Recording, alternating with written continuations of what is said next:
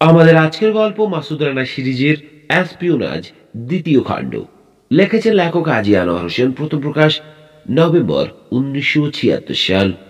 Part 4 বা শেষ পর্ব। টেলিফোন বেজে উঠতেই চমকে উঠল সিকান্দার বিল্লা। ভুলে গিয়েছিল সে যে এই ঘরে একটা টেলিফোন আছে। চিস্তি হারুনকে জাফরের খোঁজে পাঠিয়ে অপেক্ষা করতে করতে নার্ভাস হয়ে পড়েছে সে। অশুভ চিন্তা উকি মারছে ওর মনের মধ্যে। এক ঝটকায় কানে তুলে নিল রিসিভার। এলাই কারবার হয়ে গেছে এদিকে ওস্তাদ। চিস্তি হারুনের কণ্ঠস্বর ভেসে এলো। মারা গেছে মেয়েটা, খুন হয়ে গেছে জাফর। পুলিশ খুঁজছে আমাদের। আমি ফিরে না আসা পর্যন্ত যেখানে আছেন সেখানেই বসে থাকেন চুপচাপ। লাইন কেটে দিল চিস্তি। রিসিভারটা নামিয়ে রেখে খাঁচায় বন্দি বাঘের মতো পায়চারি শুরু করলো সিকান্দার বিল্লা ছোট কামরার মধ্যে। অসংখ্য ভাঁজ ভর্তি নিষ্ঠুর মুখে দুশ্চিন্তার ছায়া। কপালের কয়েকটা শিরা ফুলে উঠেছে। ঘামতে শুরু করেছে শরীরটা। উত্তেজনা প্রশমনের জন্য সিগারেট ধরালো সে একটা। আধ ঘন্টা অপেক্ষার পর ঘরে ঢুকলো চিস্তি হারুন ছদ্মবেশে। কি ব্যাপার? ভ্রু নাচালো বিল্লা। খতরনাক হয়ে গেছে ওস্তাদ। আগে থেকেই পাহাড়ে উঠে বসেছিল কেউ রাইফেল নিয়ে। নিচে ঝোপের আড়ালে একজন লেন্স নায়কের লাশ দেখলাম। কার গুলিতে মারা পড়ল সে? জাফর না আর কেউ ঠিক বোঝা গেল না। আরো উপরে পাহাড়ের প্রায় চূড়ার কাছে পাওয়া গেল জাফরের লাশ, ছুরি। ওখান থেকে খানবিলার ব্যালকনির দিকে চেয়েই দেখতে পেলাম হাসনা কাউসারের লাশ। স্নাইপার, মনে হয় ইন্ডিয়ানদের কাজ। তুমি শিওর মেয়েটা হাসনা কাউসার? মুচকি হাসল চিস্তি। শাড়ি ছিল পরনে, পাছার দাগ দেখতে পাইনি। তাছাড়া এত দূর থেকে সেটা দেখাও সম্ভব ছিল না, কিন্তু ভবছাটা চুল ঠিকই দেখেছি। নার্সটার চুল লম্বা কমর পর্যন্ত। কাজে হাসনা কাউসার না হয়ে উপায় নেই ওর। বেশি কিছু দেখবার সুযোগ পাইনি। মাসুদ রানাকে দেখলাম ব্যালকনিতে। খানবিলার ভেতর অস্বাভাবিক আর্মি তৎপরতা দেখে টের পেলাম আমি রাস্তা পর্যন্ত পৌঁছবার আগেই পৌঁছে যাবে ওরা ওই পাহাড়ে। কাজেই কেটে পড়লাম। কিসে করে গিয়েছিলে? বেবি। ভাগ্যিস জোপের মধ্যে জাফরের ব্যাসপাটা পেয়ে আগেই বিদায় করে দিয়েছিলাম ড্রাইভারকে। নইলে ওর সুতো ধরে এতক্ষণে এখানে পৌঁছে যেত পুলিশ বা আর্মি। ওদের অ্যাক্টিভিটি দেখেই আশ্রে পাশ্রে নেমে এসেছি আমি নিচে। ব্যাসপা নিয়ে ছুট দিয়েছি উল্টো রাস্তা ধরে।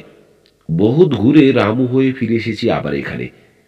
রিয়াকশন বুঝে নেওয়ার জন্যে বাবরকে ফোন করেছিলাম হোটেল থেকে। ওর কাছেই শুনলাম পুলিশ খুঁজছে আমাদের। এক্ষুনি কেটে না পড়লে বিপদ হতে পারে। জাফরের লাশ পাওয়া যাবে, ওর সূত্র ধরে এখানে এসে হাজির হতে পারে ওরা যে কোনো সময়। কিন্তু মাথার পেছনটা চুলকালো সিকান্দার বিল্লা। একেবারে শিওর না হয়ে যায় কি করে? ডেফিনিট নিউজ পাওয়ার কোনো ব্যবস্থা নেই? আছে ওস্তাদ। কান পর্যন্ত হাসলো চিস্তি। বাবরের লোক আজে নিউজ পেপারের করেসপন্ডেন্টের দেখা হয়েছে শুনলাম। একজ্যাক্ট নিউজ পেয়ে যাব কিছুক্ষণের মধ্যেই। কোনো মতে নাকে মুখে কিছু গুজে নিয়ে কেটে পড়ার প্রস্তুতি নিল সিকান্দার বিল্লা ও চিস্তি হারুন। ছদ্মবেশ ধারণ করেছে দুজনেই। চেহারার বর্ণনা শুনে বা পড়ে কারো সাধ্য নেই চিনে বেলে। ৪৫ মিনিট পর টেলিফোন এলো বাবরের। রিসিভার কানে ধরে ২ মিনিট চুপচাপ শুনল চিস্তি। অলরাইট বলে নামিয়ে রাখলো ওটা। ক্র্যাডলে ফিরল বিল্লার দিকে। চলুন ওস্তাদ, সাংবাদিকদের একজনকে দেখানো হয়েছে লাশটা। কোনো সন্দেহ নেই আর, মারা গেছে হাসনা কাউসার। বদরুদ্দিনকে জানানো? বাবর জানাচ্ছে এখন তাকে সব ঘটনা। চলুন কেটে পড়া যাক। খবর পেয়েই চলে এসেছে সোহেল আহমেদ। ঢাকা থেকে পতেঙ্গা এয়ারপোর্টসের জেটে, পতেঙ্গা থেকে কক্সবাজার হেলিকপ্টারে রানার নির্দেশে সাথে এনেছে গুন্ডাকে। গুন্ডা হচ্ছে রানার পোষা ব্লাড হাইড। লায়লার স্মৃতি হিসেবে উপহার পেয়েছিল রানা এটাকে কয়েক বছর আগে, সেই যখন পাকিস্তান থেকে উদ্ধার করে নিয়ে আসে সে মেজর জেনারেল রাহাত খানকে।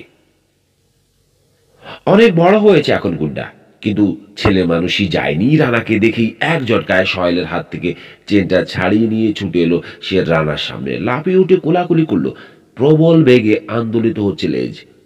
নিচু হয়ে ঝুঁকে আদর করলো রানা ওকে, তারপর নরম গলায় একটা নির্দেশ দিতেই শান্ত হয়ে দাঁড়িয়ে পড়ল গুন্ডা। বাঘের নজরে দৃষ্টি বুলাচ্ছে চারপাশে। সোহেলকে নিয়ে রাবেয়ার কামরায় প্রবেশ করলো রানা। হঠাৎ এ কি হয়ে গেল দোস্ত? সমস্ত ঘটনা বলল রানা ওকে। ব্রু কুচকে মাথা ঝাঁকালো সোহেল। রানা শুকনো মুখের দিকে চাইল।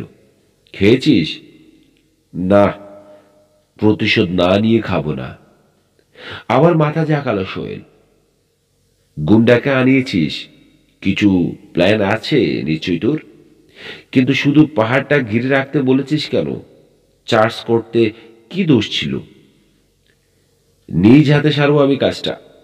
আর্মি সরিয়ে দেবো সন্ধ্যার দিকে। আর চুল? পর চুলা আনতে বলেছিস কেন?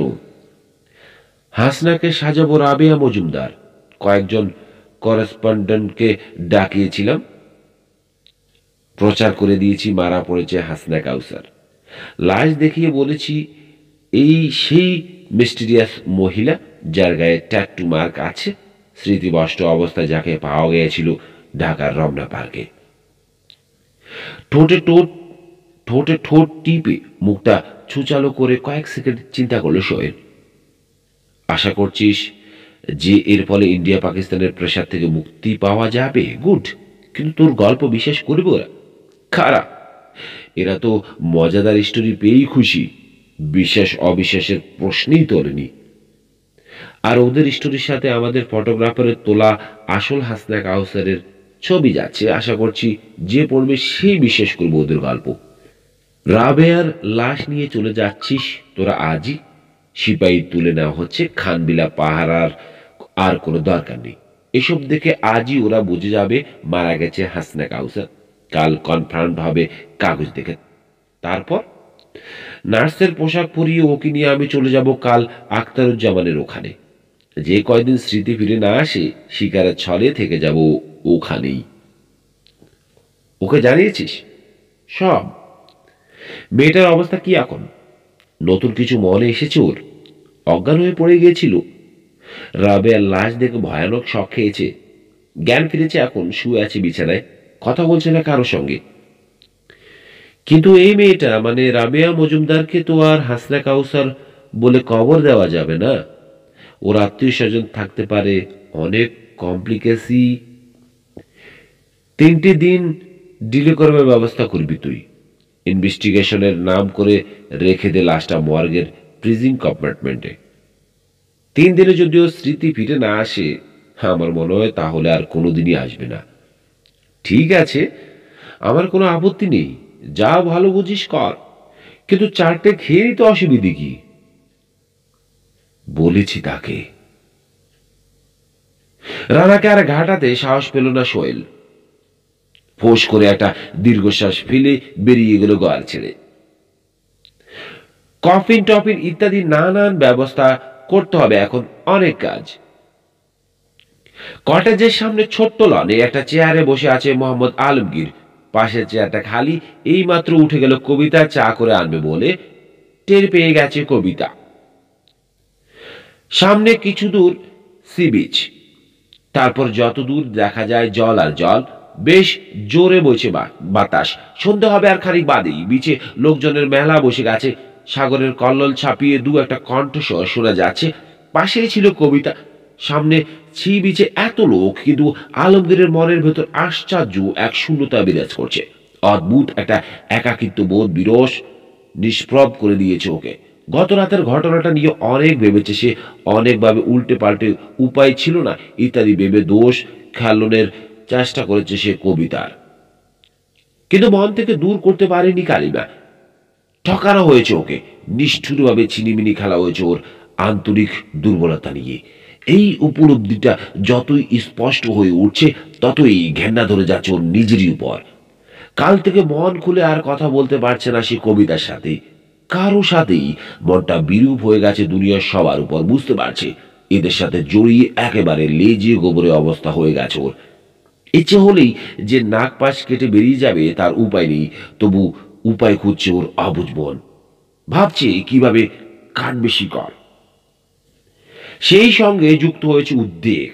সেই ভয়ঙ্কর জানোয়ারটাকে পাহাড়ের কিছু দূর পর্যন্ত পৌঁছে দিয়ে এসেছে সে সেই সকাল 10টায়। তারপর থেকে শুরু হয়েছে প্রতীক্ষা। জিনিসপত্র বেঁধে ছেদে তৈরি হয়ে বসে রয়েছে ওরা।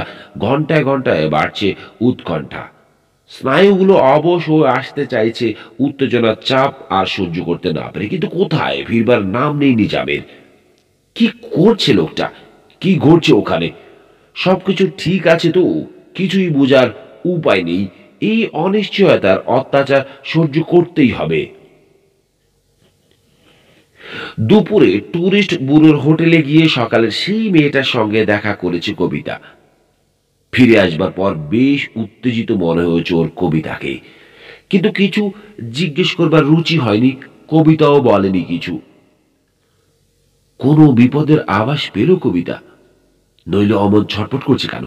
নাকি ওই জানোয়ারটার নিরাপত্তার কথা ভেবে দুশ্চিন্তায় অমর করছে? ফিরে এসেই ওয়্যারলেসে যোগাযোগ করেছে সে জগেশ্বর গাঙ্গুলির সঙ্গে। দু একটা টুকরো কথা কানে গেছে আলমগীরের। কবিতা বলছিল, ওকে ফেলে এভাবে সরে পড়া কি উচিত হবে? খুব সম্ভব কোনো বিপদের কথা জানিয়ে এখান থেকে সরে পড়বার কথা বলেছিল গাঙ্গুলি, কিন্তু নিজামকে ফেলে পালাতে মন চাইছে না কবিতার। বাঁকা হাসি খেলে গিয়েছিল আলমগীরের ঠোঁটে। গোটা ব্যাপারটার উপরে এমনই বীতশ্রদ্ধ হয়ে উঠেছিল মনটা যে নিরাপত্তার কথাও ভাববার প্রবৃত্তি হয়নি ওর। মনে হয়েছে ঠিক আছে, হোক, মস্ত কোনো বিপদ এসে লন্ডভন্ড করে দিক সবকিছু, সেই ভালো। হঠাৎ তীক্ষ্ণ একটা চিৎকার বেশি এলো ঘরের ভেতর থেকে। জন জন মেঝেই পড়ে কাপ তস্তরি ভাঙা শব্দ হলো। দ্বিতীয়বার চিৎকার করে উঠল কবিতা, কিন্তু মাঝখানেই থেমে গেল আওয়াজ। ভয়ঙ্কর নিস্তব্ধতা। পকেট থেকে নিজামের দেওয়া পিস্তলটা বের করে ফেলল আলমগীর। এক লাফে উঠে দাঁড়ালো। পিস্তল ফেলে দাও। গম্ভীর পুরুষ কণ্ঠস্বর বেশি এলো জানালার ওপাশ থেকে। পায়ে করে ঘুরল আলমগীর সেই দিকে। খাকি পোশাক দেখে মোটে বুঝে নিল সব শেষ হয়ে গেছে। পিস্তলটা জানালার দিকে তাক করে অন্ধের মতো গুলি করল আলমগীর। গুলি করেই দৌড় দিল গাড়ির দিকে। রাইফেলের তীক্ষ্ণ ঠাস শব্দ এলো ওর কানে। পরমুহূর্তে মনে হলো কেউ যেন কামারের লোহা পেটানো হাতুড়ি দিয়ে প্রচন্ড একটা আঘাত করলো ওর পিঠে। হুড়মুড় করে পড়ে গেল আলমগীর লানের উপর। শুকনো খড়খড়ে ঘাসের স্পর্শ পেল সে গালে। পাশ ফিরে পিস্তল দ্বারা হাতটা উঁচু করবার চেষ্টা করল আলমগীর, কিন্তু শক্তি পেল না। হাত থেকে খসে পড়ে গেল পিস্তলটা। দেখতে পেল দুই হাত ধরে কবিতাকে দরজা দিয়ে ছেঁচড়ে টেনে বাইরে বের করে আনছে দুজন খাকি পোশাক পরা লোক। ভয়ে বিবর্ণ হয়ে গেছে কবিতার মুখ। আরো একটু বিস্ফোরিত হলো ওর চোখ জোড়া আলমগীরের অবস্থা দেখে। খুব দ্রুত আউট অফ ফোকাস হয়ে যাচ্ছে কবিতার মুখটা। ঝাপসা দেখাচ্ছে এখন। আরো ক্ষীণ হয়ে আসছে আলমগীরের দৃষ্টিশক্তি। কবিতাকে দেখা যাচ্ছে না। আশেপাশে সবুজ ঘাস ছাড়া কিছুই দেখতে পাচ্ছে না সে আর। নেমে যাচ্ছে ওর চোখের জ্যোতি। আধার হয়ে আসছে সব। ঘাসের উপর শরীরের খুব কাছে এসে দাঁড়ালো একজোড়া চকচকে পালিশ করা বুট। দৃষ্টির পরিধি ছোট হতে হতে অদৃশ্য হয়ে গেল বুট জোড়াও। কাঁপুনি অনুভব করলো আলমগীর। ধড়াম করে একটা বুট এসে পাঁজরে আঘাত করলো যখন। ব্যথা পেল না, শুধু টের পেল লাথি মারা হলো ওকে। ওটাই ওর জীবনের শেষ অনুভূতি। গুলিটা করেই সরে গিয়েছিল নিজাম দেবদারুর নিচ থেকে। কাজ শেষ, এবার ফিরে যেতে হবে। কেউ টের পেয়ে যাওয়ার আগেই বেশ কিছুটা সরে এসেই চূড়ায় দাঁড়ানো প্রহরীর গলার আওয়াজ শুনতে পেল সে। ওয়্যারলেসের মাধ্যমে কথা বলছে লোকটা ইনচার্জের সাথে। কি বলছে শোনা দরকার। আরো কয়েক হাত উপরে উঠে কান পাতল নিজাম। এখান থেকে দুই পক্ষের কথাই শোনা যাচ্ছে পরিষ্কার।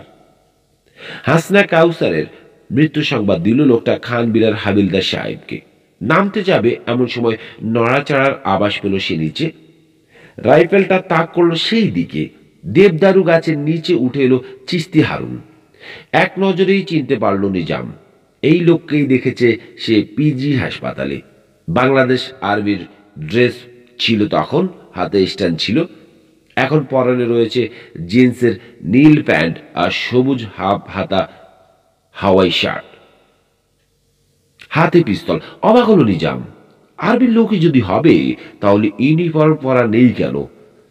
আর এমন চোরের মতোই বা অতি সন্তর্পণে উঠে আসছে কেন এই পাহাড়ে? ব্যাপারটা ঠিক বোঝা যাচ্ছে না। এখনই গুলি না করে এর হাবভাব দেখে একটু বুঝে নেওয়া দরকার মতলবটা। এ কি আগে সেই লোকটাকে খুঁজতে এসেছে? তাই মনে হচ্ছে হাবভাব দেখে, কিন্তু এত সংগোপনে কেন? রক্ত দেখে থমকে দাঁড়িয়ে পড়লো লোকটা, চাইলো এই পাশ ও পাশ, রক্তের দাগ ধরে এগুলো পায়ে পায়ে। লাশটা খুঁজে বের করতে ওর কয়েক সেকেন্ডের বেশি লাগলো না। মুখের চেহারা দেখে স্বল্প বুদ্ধি নিজামও পরিষ্কার বুঝতে পারলো লোকটার পরিচিত কারো লাশ ওটা। আরো বোঝা গেল ভয় বা দুঃখের চেয়ে নিরাপত্তা বোধই অনেক অনেক বেশি জোরালো ভাবে কাজ করছে লোকটার মধ্যে। অর্থাৎ চেনা লোক, কিন্তু ঘনিষ্ঠ কোনো বন্ধু বা আত্মীয় নয়। চট করে জুকে লাশের পকেট চার্জ করে কাগজপত্র টাকা সবকিছু বের করে নিয়ে নিজের পকেটে ভরল লোকটা। মরা আড়ষ্ট হাতে আঁকড়ে ধরে রাখা পিস্তলটা ছিনিয়ে নিয়ে ছুঁড়ে ফেলে দিল বহু নিচের ঝর্ণায়। তারপর দেবদারু গাছের আড়ালে দাঁড়িয়ে চেয়ে রইল ব্যালকনির দিকে। কি দেখছে বেটা? আলগোছে সরে এলো নিজাম কয়েক পা। দেখলো ব্যালকনিতে এসে দাঁড়িয়েছে মাসুদ রানা এবং একজন হাবিলদার। কথা বলছে। হঠাৎ ঘুরেই দৌড় মারলো হাবিলদার। মেয়েটাকে পাজাকোলা করে তুলে নিয়ে বাড়ির ভেতর চলে গেল মাসুদ রানা। আবার কয়েক পা সরে এসে দেবদারু গাছের নিচে চিস্তি হারুনকে দেখতে পেল না নিজাম। কোথায় গেল লোকটা? উঠে আসবে না তো আবার? চট করে বসে পড়লো সে একটা ঝোপের আড়ালে। ওকে দেখা মাত্রই যে লোকটা গুলি করবে তাতে কোনো সন্দেহ নেই নিজামের। বেশ কিছুক্ষণ পার হয়ে গেল, তবু কোনো সাড়া শব্দ নেই লোকটার। ঘাপটি মেরে রয়েছে। বুঝতে পারছে নিজাম এখন এই পাহাড় থেকে যত তাড়াতাড়ি কেটে পড়া যায় ততই মঙ্গল। কিন্তু এই নতুন আগন্তুকের অবস্থান সম্পর্কে নিশ্চিত না হয়ে এক পা এদিক ওদিক যাওয়া যে মস্ত বড় বোকামি হবে সেটা বুঝতে পারছে আরো পরিষ্কার ভাবে। এমনই সময় আবার কথাবার্তার শব্দে কান খাড়া করলো নিজাম। হাবিলদারের নির্দেশ পরিষ্কার শুনতে পেল সে। তুমি যেখানে আছো সেখানেই থাকো। জহির খুনি ওই পাহাড়েই আছে। আমি 3 মিনিটের মধ্যে ঘিরে ফেলছি পাহাড়টা। নিজামের বুকের ভেতর তড়াক করে লাফ দিল কলজেটা। 3 মিনিট? 3 মিনিট কেন, 10 মিনিটের মধ্যেও এখান থেকে নেমে পালাতে পারবে না সে। আটকা পড়ে যাচ্ছে। নিচের ওই নতুন লোকটা না থাকলে তবু চেষ্টা করে দেখা যেত, কিন্তু হঠাৎ পলকের জন্য দেখতে পেল নিজাম চিস্তি হারুনকে। অনেক নিচে সরসর করে নেমে যাচ্ছে, আড়াল হয়ে গেল দৃষ্টিপথ থেকে। নামতে শুরু করলো নিজামও। অর্ধেকটা পথ নেমেই দেখতে পেল সে আর্মি জিপ। 3টে জিপ থেকে তড়াক তড়াক লাফিয়ে নামছে অটোমেটিক রাইফেল আর স্ট্যান্ড গান হাতে মৃত্যুদূতের মতো বাংলাদেশ আর্মির জওয়ানরা। ছড়িয়ে পড়ছে পাহাড়ের চারপাশে দ্রুত।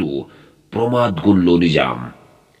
এদের সম্মুখ যুদ্ধে পরাস্ত করে এখান থেকে প্রাণ নিয়ে বেরিয়ে যাওয়ার চেষ্টা বাতুলতা। একমাত্র উপায় হচ্ছে আত্মগোপন করা।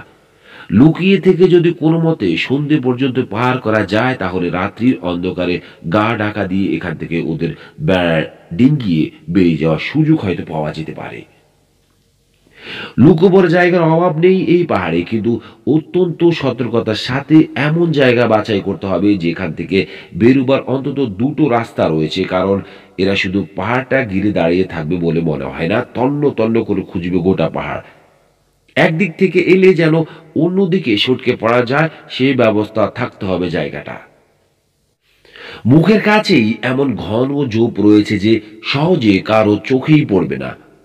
গুহার অপর মুখ বেরিয়েছে পাহাড়ের ঠিক পিছন দিকটায়। সেই পোকর গলিয়ে মাথাটা বের করেই হাসি ফুটে উঠল নিজামের মুখে। খাড়াভাবে নেমে গেছে পাহাড়টা কয়েকশো ফুট, কিন্তু গুহার মুখের ঠিক পাশেই কয়েক হাত দূরে একজন মানুষ দাঁড়াবার মতো জায়গা রয়েছে। সামনের দিকে কারো সাড়া পেলেই এখানে এসে দাঁড়িয়ে থাকবে সে চুপচাপ। ফোকর দিয়ে কেউ মাথা বের করলেই গুলি করে ফেলে দেবে তাকে নিচের খাদে। 98টা গুলি রয়েছে ওর কাছে, কাজে চিন্তা কি? নিরাপত্তার ব্যাপারে নিশ্চিত হয়ে এপাশের গুহা মুখের কাছে ঝোপের আড়ালে বসে আর্মির গতিবিধির উপর নজর রাখবার কাজে মন দিল সে। তৃষ্ণা পেয়েছে।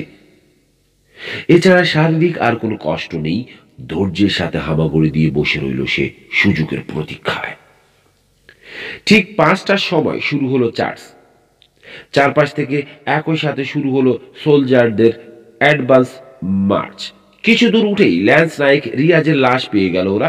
কিছুক্ষণ বিরতি, হাঁক ডাক হইচই হলো, তারপর আবার উঠতে শুরু করলো ওরা।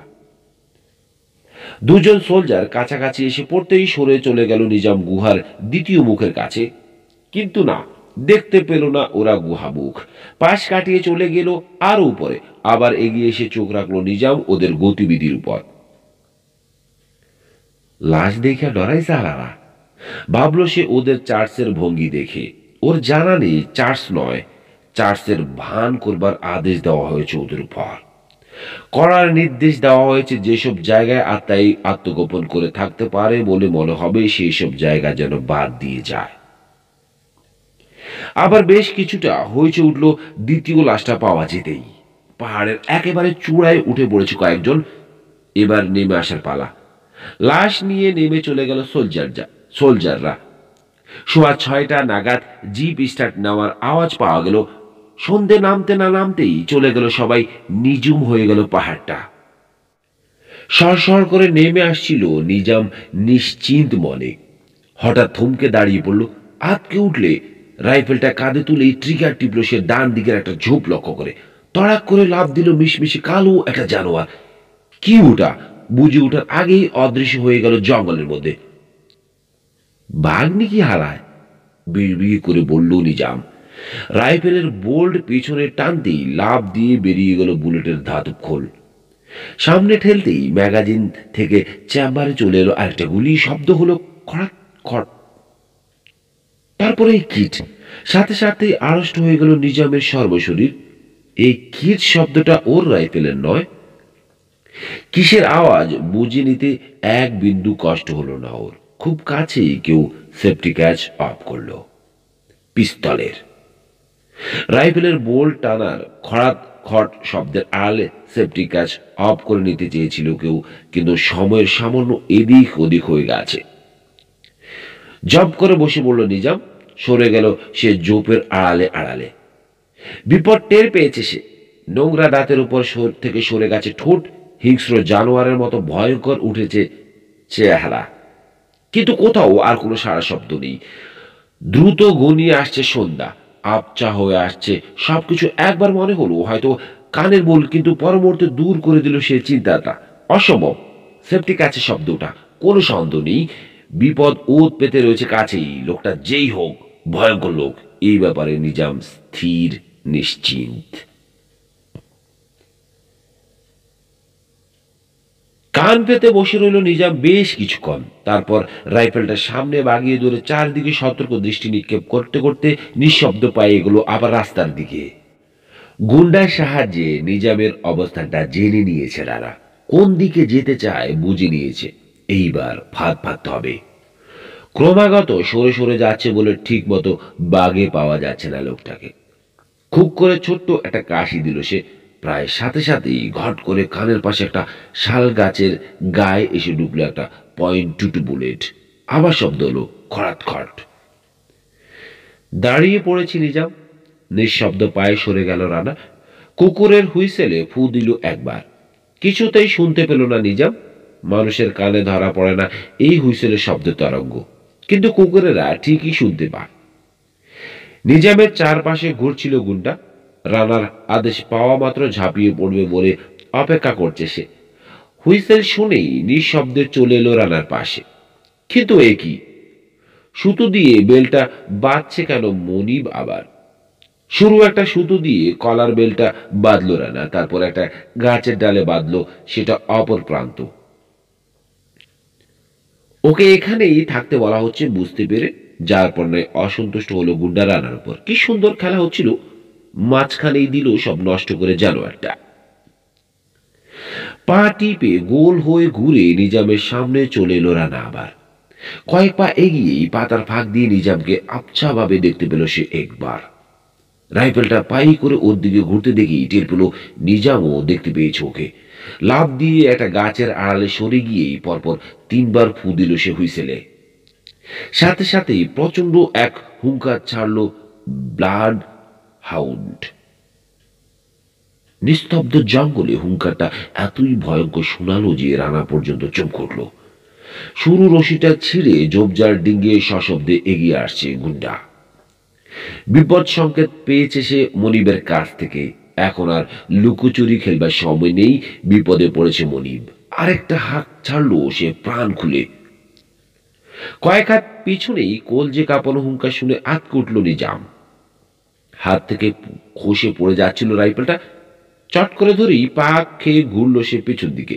গাছের আড়ালে দাঁড়ানো লোকটাকে ভুলে এই মুহূর্তে পিছনের এই সমূহ বিপদ সামলানোই বেশি জরুরি বলে মনে হলো ওর কাছে। ভুলটা করলো সে এখানেই। 3 লাফে পৌঁছে গেল রানা গুন্ডার আগেই। গুন্ডার অবস্থান আন্দাজ করে নিয়ে গুলি করতে যাচ্ছিল নিজাম। দড়াম করে একটা ঘুষি এসে লাগলো ওর বাম কানের উপর।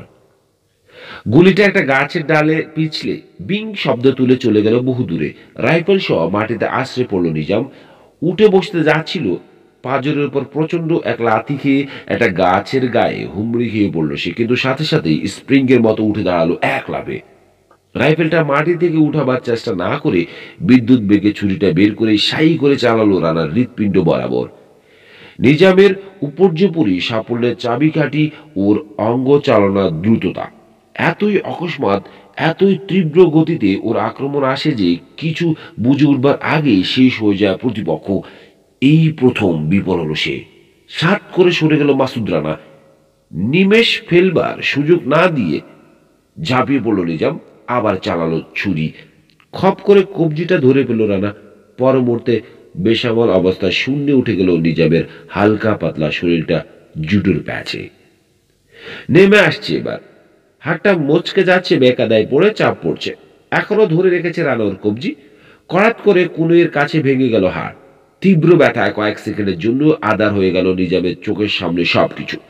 ঠিক এমনই সময়ে পৌঁছে গেল গুন্ডা। ঘাউ করে আরেকটা হুঙ্কার ছেড়ে কামড়ে ধরল ওর বাম পায়ের গোছা। নিজামের চুলের মুঠি ধরে টেনে তুলতে গিয়ে বোকা হয়ে গেল রানা। ইঞ্চিখানেক লম্বা, নিগ্রোদের মতো চুল ধরা যায় না। শেষে ছোট কোকড়া কান ধরেই টান দিল। উঠে দাঁড়িয়ে রানার চোখের দিকে চাইল নিজাম। ভয়ের লেশ মাত্র নেই ওর দৃষ্টিতে। সাই করে পা চালালো রানার 2 উরুর সংযোগ স্থল লক্ষ্য করে। আবারও বিদ্যুৎ খেলে গেল রানার শরীরে। চট করে সরে গিয়ে নিজামের চলন্ত পায়ের গোড়ালিতে ঝটাং করে মারল লাথি। মাটি ছেড়ে শূন্য উঠে গেল নিজামের বাম পা। 1.5 পা খেয়ে দড়াম করে পড়ল সে মাটিতে চিত হয়ে। আবার কান চেপে ধরে টেনে তুলল ওকে রানা। মাইরা ফালান। ফোঁস ফোঁস শ্বাস ছাড়ছে নিজাম। পরাজয় মেনে নিয়েছে, পরিষ্কার বুঝে নিয়েছে এই লোকের হাত থেকে নিস্তার নেই ওর। মাইরা ফালান আমারে। মাথা নাড়ল রানা। অত সহজে বাঁচতে পারবে না। ছেসরে রাস্তায় টেনে নিয়ে এসে গাড়িতে তুলল রানা ওকে। ব্যালকনিতে চুপচাপ বসে আছে রানা। হাবিলদার শামসুদ্দিনের হাতে তুলে দিয়েছে সে নিজামকে। লাশ দুটো তুলে নেওয়া হয়েছে জিপে। রওনা হয়ে গেছে জিপ। সেপাই শাস্ত্রী সব আয়োজন নিয়ে চলে গেছে হাবিলদার খান বিলা ছেড়ে। রাবেয়া মজুমদারের লাশ নিয়ে চলে গেছে সোহেল সেই সন্ধ্যার আগেই। একেবারে ফাঁকা হয়ে গেল খান বিলাটা।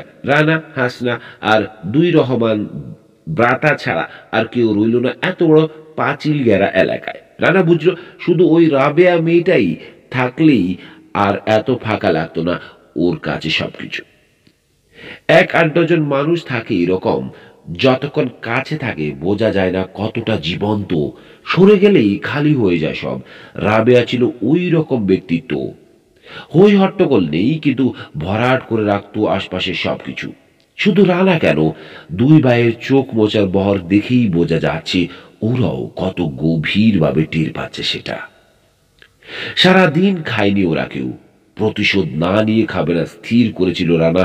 প্রচন্ড এক সংকল্প নিয়ে গিয়েছিল সে পিছনের ওই পাহাড়ে।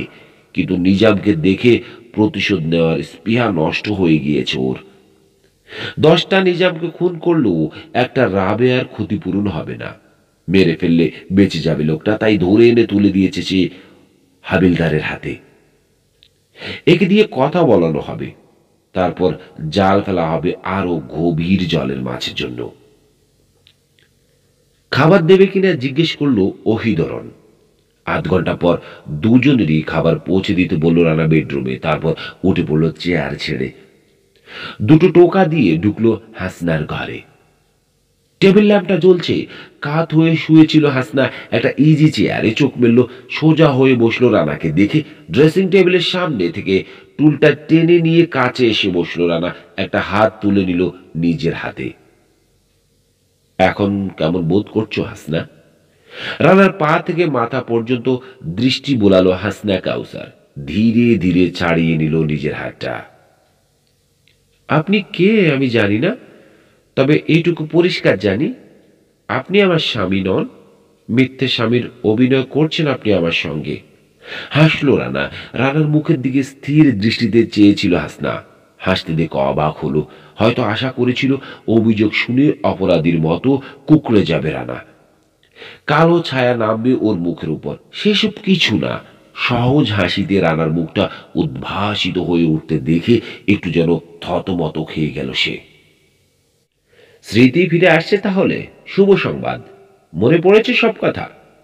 পড়েছে। কি হয়েছিল মেয়েটার? খুন করা হলো কেন ওকে? সুন্দর লাগবে মনে করে নিজের লম্বা চুল ছেটে ভাব করেছিল মেয়েটা কাল। ওকে ব্যালকনিতে যেতে বারণ করতে আর মনে ছিল না আমার। তুমি মনে করে খুন করেছে ওরা ওকে। কারা? তুমি যাদের কাছ থেকে পালিয়ে বেড়াচ্ছ। আমাকে মারতে গিয়ে ভুল করে ওকে খুন করেছে। গাল দুটো সামান্য একটু কুঁচকে উঠেই আবার ঠিক হয়ে গেল হাসনার। আর আপনি আপনি কেন মিথ্যে অভিনয় করছেন? খুবই সহজ কারণ, তোমার নিরাপত্তার জন্যে। কিন্তু বলো তো, তুমি কেন মিথ্যে অভিনয় করছো? চমকে উঠল মেয়েটা। আমি আমি মিথ্যে অভিনয় করছি? কোনো সন্দেহ নেই তাতে। ধীরে সুস্থে একটা সিগারেট ধরালো রানা। আশ্বাসের হাসি হাসলো। বলল, তোমার কোনো ভয় নেই। তুমি যে কারণেই এই অভিনয় করে থাকো না কেন, বিরাট সাহসের পরিচয় যে দিয়েছ সে ব্যাপারে আমি নিশ্চিত। স্বামী হিসেবে খারিজ হয়ে গিয়েছি আমি তোমার স্মৃতি ফিরে আসার সাথে সাথেই, কিন্তু বন্ধু হিসেবে এখনো আছি আমি তোমার পাশে। সাহসী মেয়েদের আমি শ্রদ্ধা করি। কয়েক সেকেন্ড চুপচাপ সিগারেট টানল রানা। তারপর আবার বলল, যদি তোমার মুখ খোলার ইচ্ছা না থাকে, কোনো রকম জোরাজোরি করব না আমি, তুমি মুক্ত। কিন্তু কিন্তু আমি যে কিছুই বুঝতে পারছি না কিভাবে। সব বুঝিয়ে দিচ্ছি। কয়েকটা শূন্যস্থান পূরণ করে দিলেই সব পরিষ্কার হয়ে যাবে তোমার কাছে। সিদ্ধান্ত নিতে পারবে সহজেই। নড়ে চড়ে বসল রানা। অজ্ঞান অবস্থায় পাওয়া গিয়েছিল তোমাকে ঢাকায় রমনা পার্কে। হাসপাতালে ভর্তি করা হলে দেখা গেল অত্যধিক পরিমাণে বারবিচুরেট সেবনের ফলে জ্ঞান হারিয়েছে তোমার। চিকিৎসার ফলে জ্ঞান ফিরল ঠিকই, কিন্তু স্মৃতি ফিরল না। তার উপর তোমার গায়ে পাওয়া গেল একটা হিন্দি সিগনেচার ট্যাটু। খবরটা পৌঁছালো বাংলাদেশ কাউন্টার ইন্টেলিজেন্সের হাতে। তারা পরীক্ষা করে দেখলো ওটা ভারতীয় প্রতিরক্ষা মন্ত্রণালয়ের সঞ্জীব কুমার বাজপেয়ীর সাক্ষ্য। ধরে নিল তুমি পাকিস্তানি আমলে নিযুক্ত স্পাই হাসনা কাউসার। এদিকে একটা কাগজে তোমার ছবি সহ স্মৃতি বংশের সংবাদ বেরোলো। হিন্দি স্বাক্ষরের উল্লেখ ছিল ওতে। ভারত, পাকিস্তান, বাংলাদেশ, এই তিন তরফের চোখ পড়ল তোমার উপর। বাংলাদেশ আর পাকিস্তান জানতে চায় কি তথ্য রয়েছে তোমার কাছে। ভারত সেটা জানতে দিতে চায় না। এই নিয়ে লাগলো কাড়াকাড়ি। পাকিস্তানিরা একবার ছিনিয়ে নিয়ে গেল তোমাকে, আবার কেড়ে নিলাম আমরা। ভারতীয়রা অ্যাটেম্প্ট নিল তোমাকে শেষ করে দেওয়ার, তাও বিফল হলো। আমাকে তোমার স্বামী বানিয়ে পাঠিয়ে দেওয়া হলো নিরাপদ দূরত্বে কক্সবাজারের এই খানবিলায়। আমাকে বলা হলো তোমার কাছ থেকে তথ্য আদায় করার চেষ্টা করতে। কিন্তু কোন দেশের পক্ষে? বাংলাদেশ। কিন্তু ভারতীয় গুপ্তচর বিভাগ এবং পাকিস্তান কাউন্টার ইন্টেলিজেন্সের কৌশলে জেনে নিল কোথায় সরানো হয়েছে তোমাকে। তারাও ছুটে এলো কক্সবাজারে। পাকিস্তানিরা চায় তোমাকে দখল করতে, ভারতীয়রা চায় তোমাকে খতম করে দিতে। এই গোলমালে পড়ে প্রাণ দিল নার্স রাবেয়া মজুমদার। আমরা সবাইকে জানিয়ে দিয়েছি যে তুমি মারা গিয়েছ। আশা করছি কয়েকটা দিন ওদের চাপ একটু ঢিল হবে, কিন্তু এটাও ঠিক, সঠিক ব্যাপারটা বের করে নিতে ওদের 1 সপ্তাহের বেশি লাগবে না। আবার আসবে ওরা তেড়ে। আবার কয়েক সেকেন্ড চুপচাপ সিগারেট টানলো রানা। মুচকে আসলো মেয়েটাকে দাঁত দিয়ে নখ কাটতে দেখে। বলল, হ্যাঁ, চিন্তা করো, স্মৃতি যখন ফিরে এসেছে ভেবে চিনতে সিদ্ধান্ত নিতে পারবে এখন নিজেই। বেশ অনেকক্ষণ চুপচাপ কাটলো। নিজের হাতে তালু পরীক্ষা করলো মেয়েটা এক মনে। তারপর আমতা আমতা করে বলল, আপনি সত্যি বাংলাদেশ কাউন্টার ইন্টেলিজেন্সের লোক? আপনি মাসুদ রানা? হেসে পেল রানা। সত্যি তাই, কিন্তু প্রমাণ করবার উপায় নেই। আমি যদি সারা রাত তোমাকে আমার জীবনী শোনাই, তবু প্রমাণ করতে পারবো না যে আমি Masud Rana. Passport, driving licence এসব দেখিও কোনো লাভ নেই। নানান ঘটনা থেকে বুঝে নিতে হবে তোমার ব্যাপারটা কি রকম। ধরো আমি যে ভারতীয় নই সেটা বুঝতে তোমার অসুবিধা হওয়ার কথা নয়। হলে এতক্ষণ কথা না বলে জায়গা মতো একটা বুলেট ঢুকিয়ে দিয়ে চলে যেতাম নিজের কাজে। পাকিস্তানি যে নই সেটাও বুঝে নেওয়া কঠিন কোনো কাজ নয়। হলে তুমি নকল হাসনা কাউসার জেনেও তোমাকে সাহায্য করার চেষ্টা বা তোমার নিরাপত্তার ব্যবস্থা করতে যেতাম না। এইভাবে ঘুরিয়ে ফিরিয়ে ভেবে দেখো, বুঝতে পারবে আমি বাংলাদেশি, বাংলাদেশ কাউন্টার ইন্টেলিজেন্সের লোক। আবার কিছুক্ষণ মাথা নিচু করে চিন্তা করলো মেয়েটা। তারপর ঝট করে মুখ তুলে চাইল রানার মুখের দিকে, হাসলো। আমাকে নকল মনে করছেন কেন? দরজায় টোকা দিয়ে খাবার নিয়ে ঘরে ঢুকলো ওহিদরন। এসো, আগে খেয়ে নেওয়া যাক, খেয়ে নিয়ে আলাপ করা যাবে। বাথরুম থেকে হাত মুখ ধুয়ে এলো ওরা। ছোট্ট একটা টেবিলের দুপাশে বসলো দুটো চেয়ারে। টেবিল সাজিয়ে দিয়ে বেরিয়ে গেল ওহিদরন। একটু পরেই আরো কয়েকটা আইটেম নিয়ে ফিরে এসে পরিবেশনার দায়িত্ব নিল। জোর করে পাতে তুলে দিল এটা ওটা। আগের প্রসঙ্গ টানলো না কেউ। প্রায় চুপচাপ খেয়ে উঠল দুজনে। খাবার রুচি দুজনের কারোরই ছিল না তেমন, কিন্তু এতই অপূর্ব রান্না যে সবশেষে পুডিং খেতে গিয়ে দুজনে অনুভব করলো কষ্ট করে নামাতে হচ্ছে ওটাকে গলা দিয়ে, জায়গা নেই পেটে। বেসিন থেকে হাত ধুয়ে ফিরবার আগেই টেবিল পরিষ্কার করে চলে গেছে ওহিদরন। 2 মিনিটের মধ্যে 2 কাপ কফি পৌঁছে দিয়ে রাত্রির মতো বিদায় নিয়ে চলে গেল। জানালার ধারে দাঁড়িয়ে সিগারেট ধরালো রানা। একটা চেয়ারে বসে ভয়ে ভয়ে চাইল মেয়েটা বাইরের দিকে। আবার কোনো গুলি ছুটে আসবে না তো? এই জানালায় আসবে না। এখানে গুলি আসতে হলে কম্পাউন্ডের ভেতর ঢুকতে হবে কাউকে। আমার অজান্তে কারো পক্ষে দেওয়াল ডিঙ্গানো সম্ভব নয়। ঘরে বসে টের পাবে কি করে? গার্ডরা তো সবাই চলে গেল দেখলাম। আমার গার্ড ঠিকই আছে। গোটা এলাকা টহল দিচ্ছে একটা ব্লাড হাউন্ড। ও একাই 100। অনেক পরিশ্রম করে ট্রেনিং দিয়েছি ওকে। এই কথায় মেয়েটা তেমন আশ্বাস পাচ্ছে না দেখে হাসলো রানা। বলল, কেউ আসবে কেন? হাসনা কাউসার মারা গেছে। তুমি নার্স রাবেয়া মজুমদার। তোমাকে ধরে নিয়ে যাওয়ার বা হত্যা করার দরকার নেই কারো। তবু তবু ভয়ে যাচ্ছে না। কি দরকার জানালার সামনে দাঁড়ানোর? সরে আসুন। রানা একটা চেয়ার টেনে বসতেই আগের প্রশ্নটা তুলল আবার। আমাকে নকল ভাবছেন কেন? অনেক কারণ আছে তার।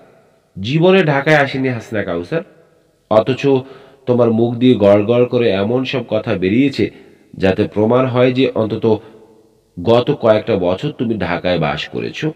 শুধু তাই নয়, ঢাকার সাম্প্রতিক শিল্প সাহিত্য সংস্কৃতি সম্পর্কে তুমি পূর্ণ ওয়াকিবহাল।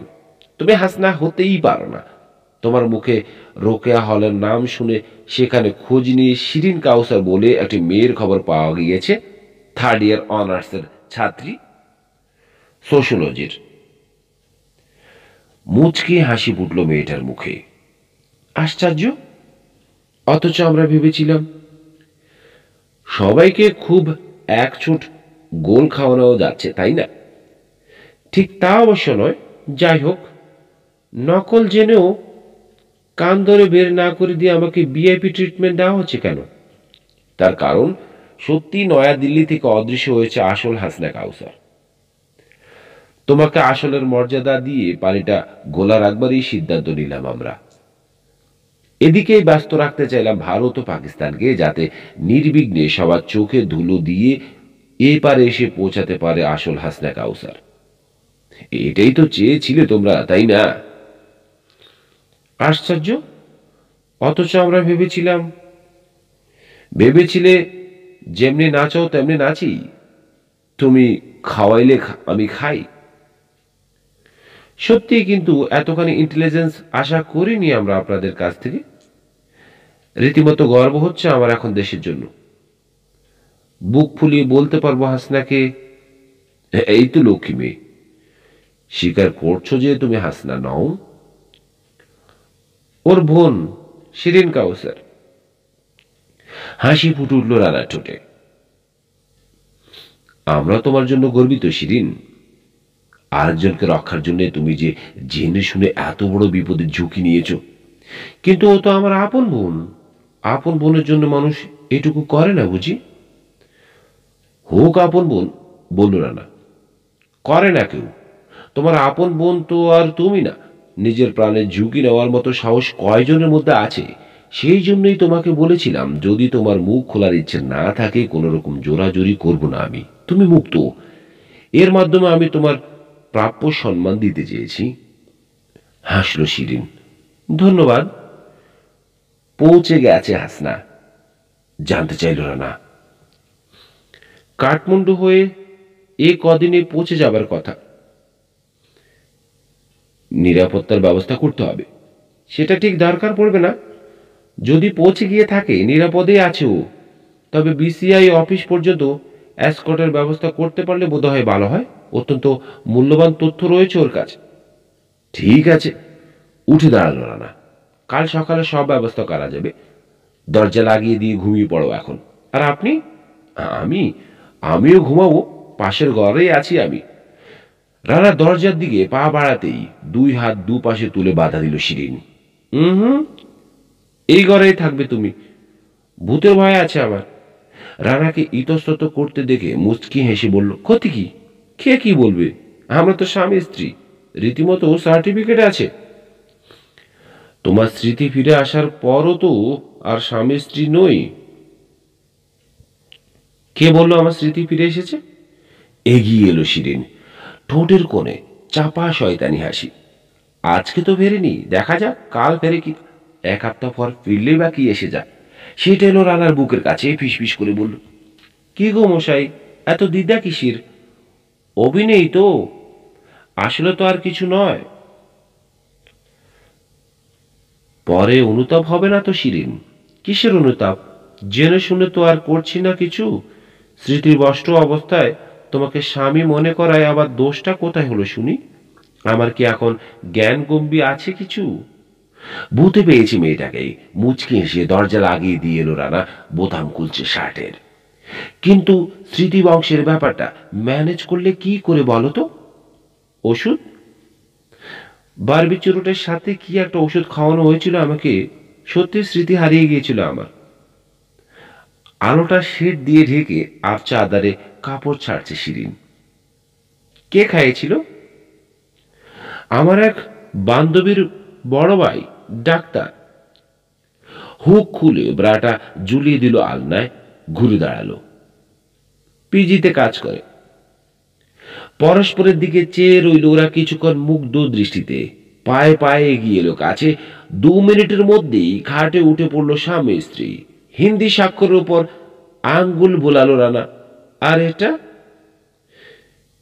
এটা একটা সিল। নয়াদিল্লিতে বাজপেয়ীর ঘর থেকে চুরি করে এনেছিল হাসনা। হাসলো শিরিন। 2 হাতে জড়িয়ে ধরল রানার গলা। কোন ভর দিয়ে এগিয়ে এলো আরো কাছে। নকল স্বামীকেও কৈফিয়ত দিতে হবে এই জন্যে। রানার আদর উপভোগ করলো কিছুক্ষণ নীরবে, তারপর বলল, উঠে যাবে? হাসনা বলেছে থাকবে না দাগ। বেড সুইচ টিপে নিভিয়ে দিল শিরিন বাতিটা। সমাপ্ত। আরও গল্প কবিতা উপন্যাস পেতে আমাদের চ্যানেলটি লাইক, কমেন্ট, শেয়ার এবং সাবস্ক্রাইব করতে ভুলবেন না।